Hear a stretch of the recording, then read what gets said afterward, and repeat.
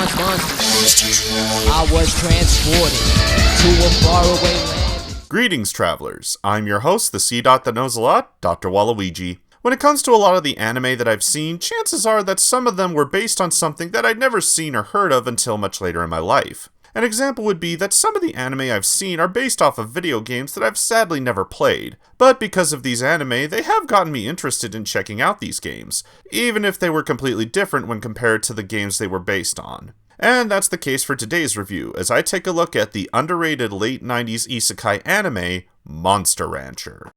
I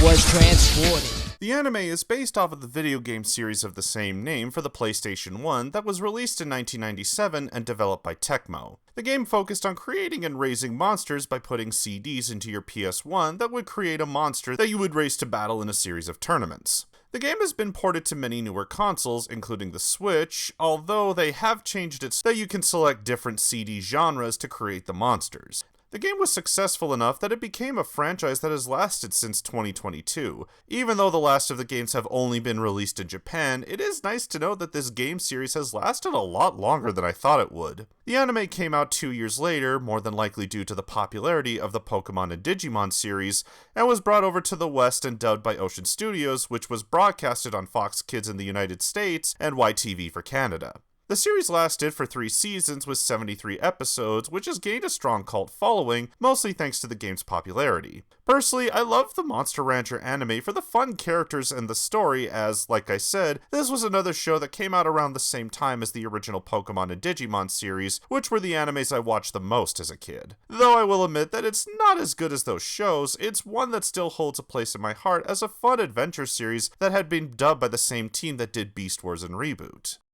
I was transported.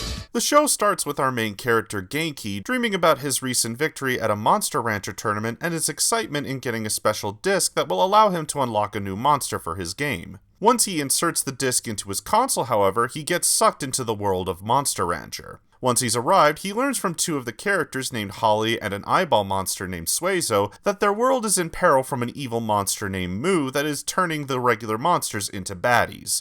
Yes, that's what they're called, and is trying to take over the world. However, there's a legend of a monster that can turn all of the monsters back into goodies and defeat Moo called the Phoenix. Genki decides to travel with Holly and Suezo to help find the disc that contains the Phoenix, save the world of Monster Rancher, and find out a way to get back home. I was transported. Much like how I discussed this section with my He-Man retrospective, I'll be going over the heroes and villains separately as there were many characters on this show and I just want to focus on the main characters from this series. I was transported. Kicking things off with the heroes, we have 7 main characters from this series, most of which have a history with or have been affected by Moo in some way. I was transported. Genki, voiced by Andrew Francis. Genki is your typical anime protagonist of the 2000s, very loud and energized and treated his situation as the adventure of a lifetime. But I am thankful to say that the writers did tone down Genki's childish attitude and made him start taking things more seriously as the show progressed. For the most part. This kind of character is one that fell out of popularity around the mid-2000s, as many fans found these characters to be really annoying and honestly just unpleasant to listen to. Genki is no exception to this, but I will say that he's not as annoying as other characters from this time period, like Zatch or Naruto. Yes, even I find Naruto's antics to be slightly annoying. One thing I will give him credit for is that Genki's at least a competent fighter and a good strategist when the group had to fight the baddies, which is something you rarely saw in shows like this that were focused on collecting monsters and would often lead to the monsters fighting each other and the human characters staying behind because they were too weak to fight the monsters. In conclusion, I will admit that for the first few episodes, Genki is a bit of a pain to listen to, but he could have been written and voiced a hell of a lot worse. I was transported. Holly, voiced by Maggie Blue O'Hara. I've mentioned this character before on my top 10 worst women in anime, and my opinion of this character hasn't really changed much since that video. She's the character who's been the most affected by Moo and his army, as her and Suezo's village was the first to be destroyed, and she eventually learns that Moo was her father that was possessed by his evil soul. Before her grandfather dies, he tells Holly about the Phoenix and that her family has the ability to locate its mystery disc with a magic stone, which leads to her and Suezo starting their journey to release the Phoenix, stop Mu, and return peace to the world. I think my main gripe about Holly is that in a slew of amazing and strong female anime characters, Holly was another damsel in distress character that acted as the mom and the group's compass for locating the Phoenix. I am aware in the games that she's nothing more than an NPC that acts as a guide of sorts, but here she doesn't feel like she adds anything to the story except for the fact that she is needed to get the characters from point A to point B. I was transported. Suezo, voiced by Scott McNeil. Ah yes, Suezo, the character that almost reaches the line between annoying and stupid. Suezo was the first monster of the group who acted as both the scout, as he had the ability to scan and zoom in on the surrounding areas, and was also the pack mule that carried the group's essential items. Suezo was my favorite character as a kid, as he was voiced by Scott McNeil, who was the original VA for my favorite characters on the Beast Wars series. However, I find that after rewatching the series, he's just okay. Not the most annoying member of the team, but he's often seen as one of the weaker fighters and gets treated like a joke in the first season. However, he is the one character who had the most growth throughout both seasons, especially when he had to deal with one of the generals from Mu's army, which would have been one of the best moments of the show if the censorship wasn't complete and utter bullshit. But we'll get to that later in the video. I was transported. Mochi, voiced by Janice Jod. If you couldn't tell, this character was intended to be the mascot character of the series, like how Pikachu and Agumon were the mascots of their respective franchises. And with his design, he definitely fits the bill. Mochi was created by Genki after he, Holly, and Suezo were trying to release what they hoped was the Phoenix from a mystery disc they found. And from there, he would be the one monster that Genki focused on training the most, as he felt that it was his responsibility to train Mochi into a strong fighter. I will say that Mochi is one of the more unique designed characters in Season 1, as he was the first new creature created for this world. But he doesn't really stand out in most of the show, as he's just meant to be the cute character of the group, with him occasionally getting stronger and stronger as the show went on. I will say that he does get a little bit better in the second season, but only enough to give him a decent character arc. I was transported. Golem, voiced by Richard Newman. The third monster on our list is the gentle giant character voiced by another one of my favorite actors from Beast Wars. Golem was introduced in the third episode of the show and was considered an enigma by locals, but it turned out that he's just a peaceful monster guarding a bunch of lost discs, monsters that were defeated in a large battle and returned to their disc forms, but ones that can't be revived, which is basically this show's way of explaining how monsters die. The thing I liked about Golem was that while at first he was the strong, stoic type of character, he grew over the series as someone who had a big heart and even grew a sense of humor while traveling with the others. Many of his episodes focused on meeting new characters and how he helps them become better people. Even if some of them do take advantage of his kindness, Golem never blames them for the things they do. He's the type of character I can see a lot of people liking for his gentle giant ways and for being the one who helps comfort those who need it. I was transported. Tiger, voiced by Brian Drummond. The fan favorite of our heroes, Tiger was, at first, a character who fought against the heroes but eventually joined them to fight against Mu. Tiger was the leader of a group of monster bandits that were abandoned by their masters and lived in the wild. But one day, his gang was attacked by Mu and his forces where they lost, leading to Mu kidnapping Tiger's younger brother Grey Wolf, though Tiger believed that Mu killed Grey Wolf. Since then, he's tried to avoid Mu and his cronies, but finds that he can't avoid them forever, and decides to join with Genki's team and free his brother from Mu's control after he learns that he's alive. I could see why a lot of fans latched on to Tiger, as he was one of the best designed characters in the games, and in the show, he was the badass character that had some of the best reactions throughout the seasons. Personally, I found him to be an okay character that just didn't really grow on me, and was just the cool edgelord character, which are characters that don't really do anything for me. But like I said, I do see his appeal with other fans, as he had some funny moments with our heroes, in particular with the final character of the group. I was transported. Hare, voiced by Sam Vincent.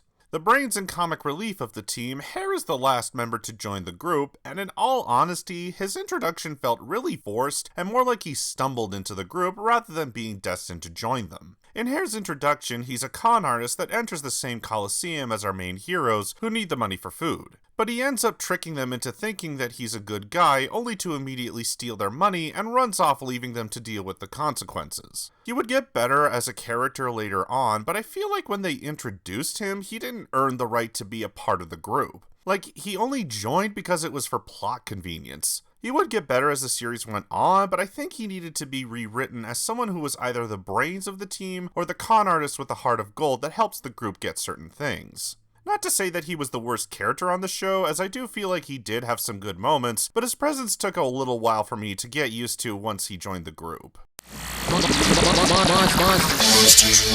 was transported. The villains from this series range from being really creative and fun to watch to boring and lame with how they were written. Which is a shame, as one of these villains would go on to be the main villain in the 3rd season with his own army to fight our heroes. But we'll focus on these characters before we discuss the seasons overall. I was transported. Pixie, voiced by Janice Jod. The first of Moo's Big Bad 4, Pixie was the character who turned against Moo and helped the gang on their adventure with her servant, Big Blue. She was the leader of some monsters who were mistreated by humans and forced into hard labor in order for the ruler of the land to sell any ancient treasures for more money. But when she fights Genki and eventually he helps save her from being crushed to death, she starts to see that not all humans are bad and that Moo's goals are wrong. In my opinion, while I do think that Pixie was a well-developed character, I felt like nothing about her stood out. She felt very similar to Tiger in that she had a lot of cool moments in the show, but nothing about her stood out as an interesting character. You know, besides the fact that she's a succubus that appears in a kid's show. And her design did get a lot more sexier as the show would go on. I was transported. Gally, voiced by Scott McNeil. Of the second member of the Big Bad 4, he is probably my favorite villain of this show. His design was the most unique as he appeared as nothing more than a floating mask and cape, but there were moments where you could see his true form when he used one of his attacks. He was a mix of brains as well as brawn when he was fighting our heroes, and that's why I like him. He was sly and cunning but could back up what he would put down with his powerful abilities. Which made you guess how he would handle our heroes, as the method he ended up using to take them out was really creative, even if you knew it wasn't going to work. I was transported. Grey Wolf, voiced by Scott McNeil. Yes, all of the male members of the Big Four, and even a majority of the lackeys, are all voiced by Scott McNeil, which I find hilarious. But as far as the character of Grey Wolf goes, he is the most boring member, as he doesn't have that much backing him up outside of getting revenge on Tiger and having his goons trample local villages. He's just Tiger's brother that got turned evil, and that's it. Even his plans to fight Tiger are uninspired and honestly predictable if you've seen as much anime as I have. He and Tiger did get something of an arc in the 3rd season, but it didn't last very long and we never got a follow-up to that arc. So I can't really say that he got better in the 3rd season when he only appeared in one episode. I was transported. Naga, voiced by Scott McNeil. You could tell that Naga was supposed to be the most intimidating member of the Big Bad 4, as well as being the villain that had the most connection to two of our main heroes, but he was ruined by the horrible censorship. There wasn't any backstory with him other than he was the first general and the one who attacked and destroyed Holly and Suezo's village, which led to a great moment with Suezo taking on Naga, and while he never won, I do think it was a good character growth moment for him, and that character growth would continue on in Season 3 with the episode The World's Monster Cup, Naga's Return. Which is something that I appreciate from these kind of shows, as I like to see more shows take advantage of the next season having small character moments. But the one thing about him that gets ruined is that when the heroes go to fight him, all of his scenes were cut due to censorship. I get that this was a thing in the late 90s and 2000s as people were concerned about the amount of violence in kids shows, but this takes away a lot of the best parts of Naga's character. He's supposed to be super strong and intimidating, and his scenes end up getting reduced to cutaways cause the violence was toned down so badly. It really annoys me when this shit happens because I want to see the characters take on a strong opponent and the great character moments that come from this fight, but instead we get nothing but the characters talking throughout the fight. Have we learned nothing from previous experiences? Show, don't tell! I was transported. General Durahan, voiced by Lee Dobson. This is the character that appeared after Genki and the others beat the Big Bad Four and was also the main villain in Season 3. And to be perfectly honest, he was a downgrade compared to the Big Bad Four. His backstory was that he was able to conquer an entire continent and that he came back to help Mu near the end of the second season along with his army of monsters he collected. I think the main reason why I feel he's a downgrade compared to the Big Bad Four is because he doesn't feel threatening and that he gets so easily beaten that by the time we get to Season 3, he ends up becoming a joke villain that doesn't do anything. I will go into more detail about this character when I discuss the seasons, but suffice it to say, he was a character that started out lame and was then shifted into a joke. I was transported. Mu, voiced by Paul Dobson. The leader and main villain of the series, Mu was a villain that you despised for all the evil he caused and were terrified of when he gained his full power.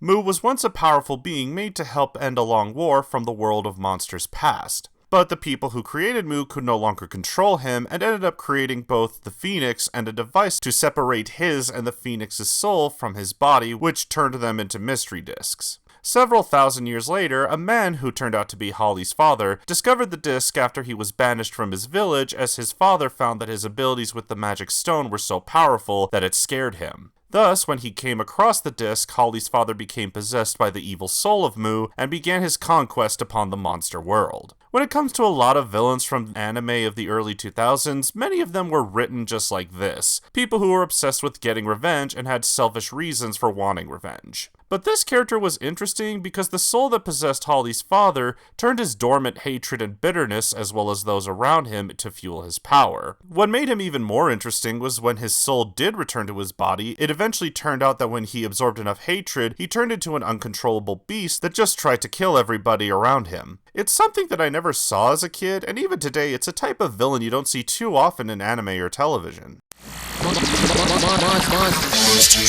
I was transported. In this section, I'm going to be going over what the main themes were of each season and what worked and didn't work about them. For the first season, I like that the writers took the tournament and monster raising video games and turned it into a fun RPG-style isekai story. I feel like that was the show's strength as it took more from Digimon's writing and having the characters grow throughout the series. If there's one thing I think was a negative about the series, it is that much like a lot of anime that was coming out at the time, it was heavily censored to be kid-friendly, making a lot of the fights much harder to follow and even cutting out one of Hair's main attacks. Sure, it was a fart attack, but to have completely cut it out and have the characters in certain scenes react like they knew about this attack always confused me as a kid. However, I will say that this show didn't suffer as much from the censorship as, at least in the first season, they mostly just censored the fighting. I am aware that there were other things that did get edited out from this season, but from what I found out, they were mostly just bad jokes or scenes that the censors might have found to be too dark for a kid's show at the time. So I can't really feel bad for this show getting this treatment, unlike Yu-Gi-Oh! Where that series had to cut out the guns the henchmen were using and created the biggest jokes and memes in modern day.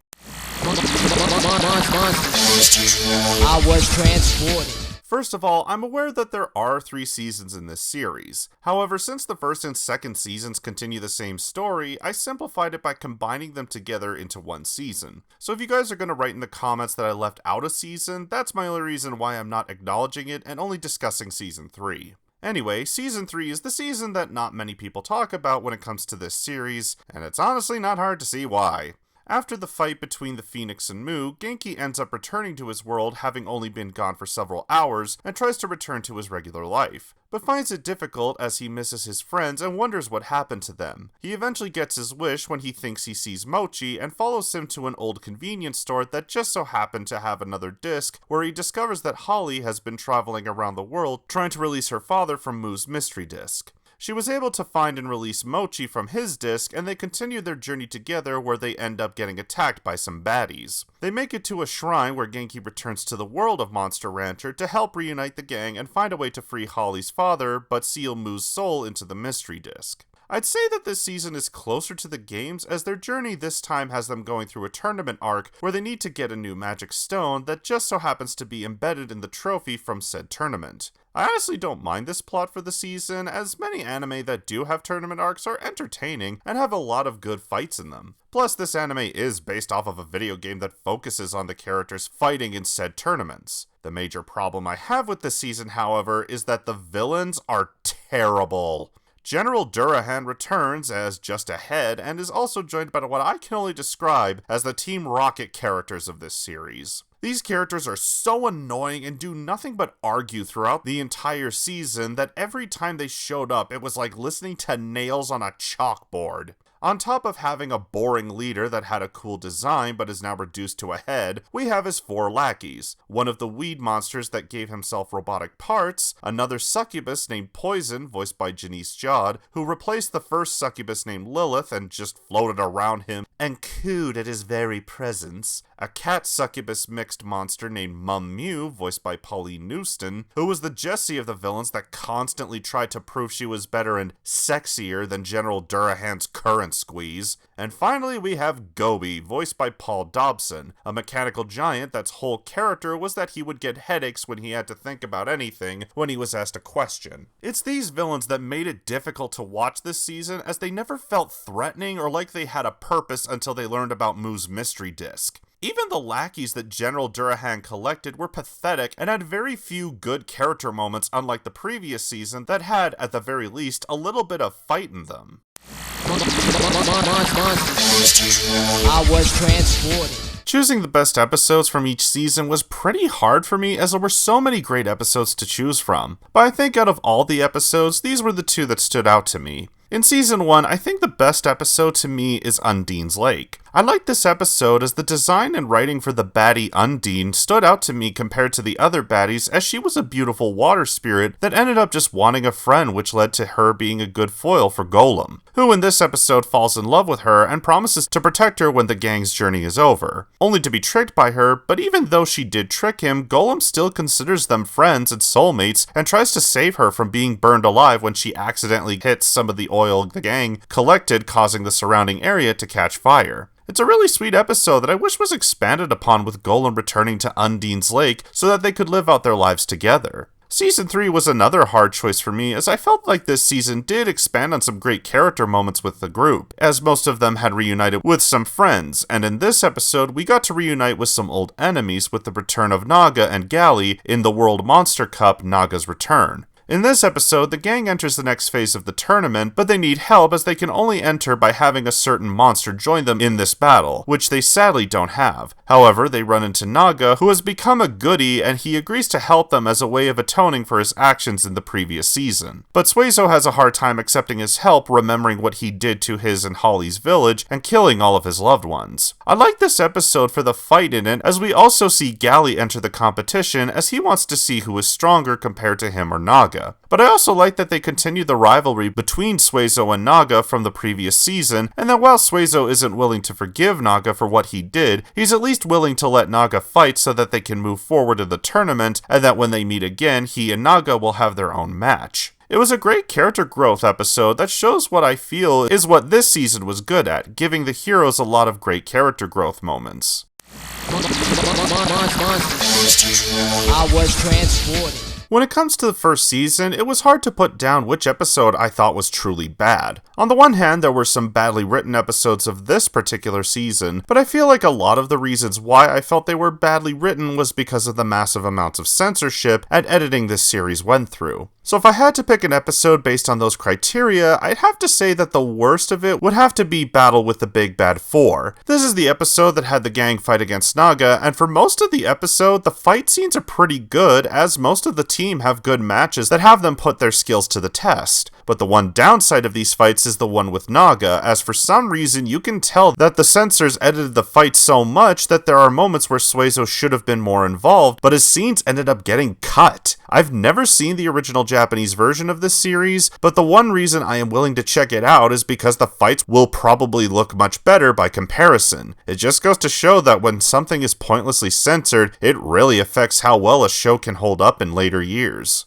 Season 3, on the other hand, was the easiest to pick out, and that was Mum Mew Risks It All. The entire episode is just watching Mum Mew and Gobi running around trying to get Moo's mystery disc from the gang, only to be constantly stopped in unfunny and stupid comedic ways that just proves how much of a bad season this was. I wish this season had just cut the villains out of this show entirely and had been about the gang's journey and just them stopping to help people or monsters from regular bandits and not baddies. At the same time, having Genki and the others fighting in the tournaments and showing how much stronger they've grown since the fight with Mu. Hell, you could have them see what life was like now that Mu and the baddies were gone. But no, we had to have the dumbest and worst villains of the show pop up from time to time.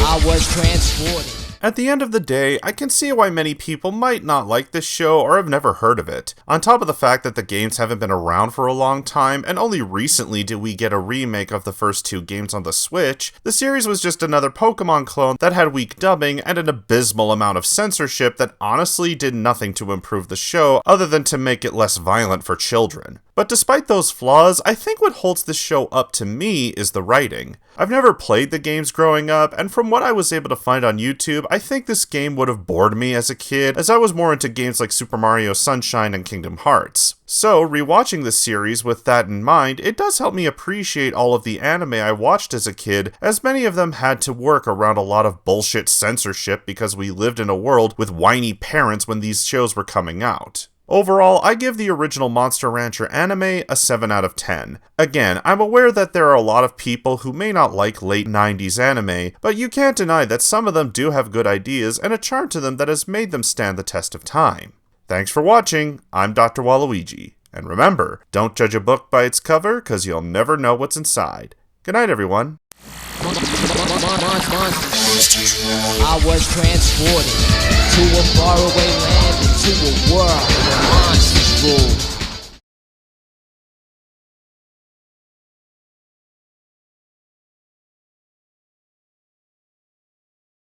You got